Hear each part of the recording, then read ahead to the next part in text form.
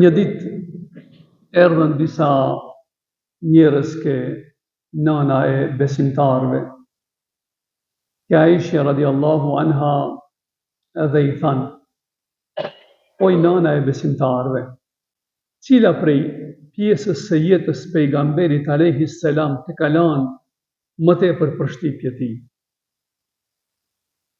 Aisha radiallahu anha përgjigjet duke thënë: "E gjithë jeta e pejgamberit alayhi salatu wassalam ishte mrekulli. Por ajo që më ka lanë më tepër përshtypje nga jeta e pejgamberit alayhi salatu wassalam, thot, një natë pejgamberi alayhi salatu wassalam u zgjua për të adhuruar Zotin e madhruar. Sa herë që lexonte nga fjalët, nga Kurani Azimushon, lotët e tij derdheshin në faqen e tij të bekuar. Sa herë që qëndronte në ruku qante, sa herë që shkonte në sejdë qante. I gjithë namazi i tij ishte në të qajtur, edhe kjo më ka lanë tepër përshtypje, thot, ndjenja dhe dashuria ndaj Allahu xhaleshanuhu dhe dashuria e flakët, përderisa ishte në lidhje me Zotin e madhruar, pra përmes namazit nafile.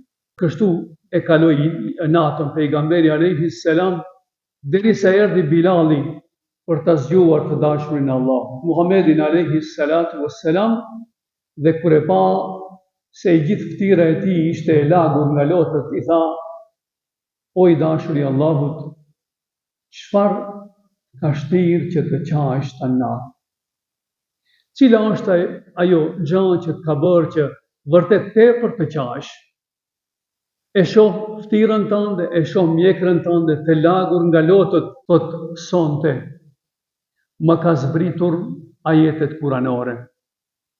Inne fi khalqis samawati wal ardi wa ikhtilafil lejli wan nahari la ayatin li ulil albab." Me të vërtet në krijimin e qiejve dhe tokës, në ndrimin e ditës dhe natës, ka argumente për njerëzit të cilët logjikojnë. Sa herë ndrohet dita dhe nata, këtij ndryshimi nuk i kushtojmë rëndësi. Shumë pak meditojmë rreth qiejve dhe tokës. E sikur të ishim të mençur, Allahu xhaleshanu i përshkruar njerëzit e mençur se karshi këtyre mrekullirave nuk qëndrojnë indiferent, por i sheh duke medituar, duke i vërejtuar këto krijesa të Allahu xhaleshanuhu, nga se përmes këtyre krijesave njeriu e njeh Zotin e madhruar dhe afrohet tek ai. Vazhdon ajeti kuranor: La ayatin li ulil albab alladhina yadhkuruna Allaha qiyaman wa qu'udan wa ala junubihim. Dhe ata të cilët e përmendin Zotin xhaleshanuhu duke qenë në këmbë, duke qenë ulur e duke qenë të shtrirur, e duke thënë: Rabbena ma khalaqta hadha batila. Zoti im, nuk i ke krijuar këto pa asnjë arsye. Ka një qëllim që janë të krijuar qiejt dhe tokën. Ma khalaqta hadha batila subhanak qina adhaban nar. I patmeta je Zoti im, na largo, na mbroj nga zjarmi i xhehenem. E Muhamedi alayhi salatu wassalam thot: krahas që mi zbriti këta ajete kuranore, Xhebraili më tha për atë njeri i cili i lexon këto ajete kuranore dhe nuk merr mësim nga leximi i fjalëve të Allahut xhaleshan. I lexojmë shpesh fjalët e Allahut xhaleshanuhu, por shumë pak marrëm mësim. E lexojmë Kur'anin Azimushan, por shumë pak na tërqetet lëkura.